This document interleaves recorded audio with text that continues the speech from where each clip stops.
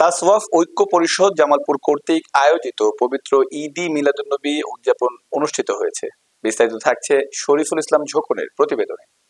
শনিবার সন্ধ্যায় জামালপুর হযরত শাহ জামাল রহমতুল্লাহি আলাই মাজারে শাহ সুফি মোহাম্মদ নাহিদ হোসেন চিশতির সঞ্চালনায় এবং মোহাম্মদ আবু সাইম হীরার সার্বিক তত্ত্বাবধানে বাদ মাগরিব মিলাদ কিয়াম দোয়া পরিচালনা করেন আলহাজি মোহাম্মদ মাসুদ হুসাইন পীর সাহেব, সৈয়দ সাহেদ উদ্দিন আহমদ, হাফেজ মাওলানা ফারুক আহমেদ বাঙালি, মোহাম্মদ নূর ইসলাম, মোহাম্মদ কফিল উদ্দিন মুজাদ্দেদি, আব্দুর রাজ্জাক নকশবন্দি মুজাদ্দেদি।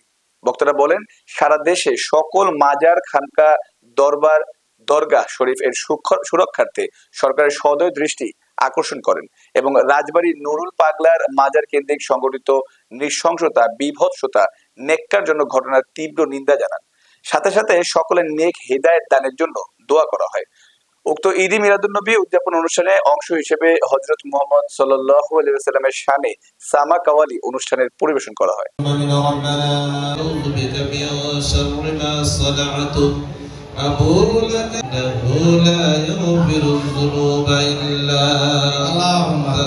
আল্লাহ তাসাফুন্তিরনি মানুষুল্লাহ হাদিয়াগুলো শোনার মধ্যে আপনার হাবিবে রোজা পাকে পৌঁছায় দিন। আমিন।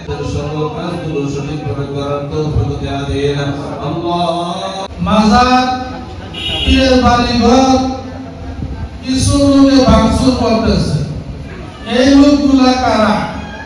তারা কি আজও মুসলমান না ইহুদি নাসারার সন্তান? আল্লাহ বলি যারা, বন্ধু যারা, তারা কখনো মরে না। আমাদের পীর মুর্শিদ যার পক্ষ আমাদের সবার। আমরা এই জামালপুর সদরে সর্বত্র ইউনিয়ন ভিত্তিক, ওয়ার্ড ভিত্তিক আমরা মিটিং করবো। এই ঈদ-এ মিলাদুন্নবী আজকে পার হলো, এরপর থেকে আমরা মিটিং করবো।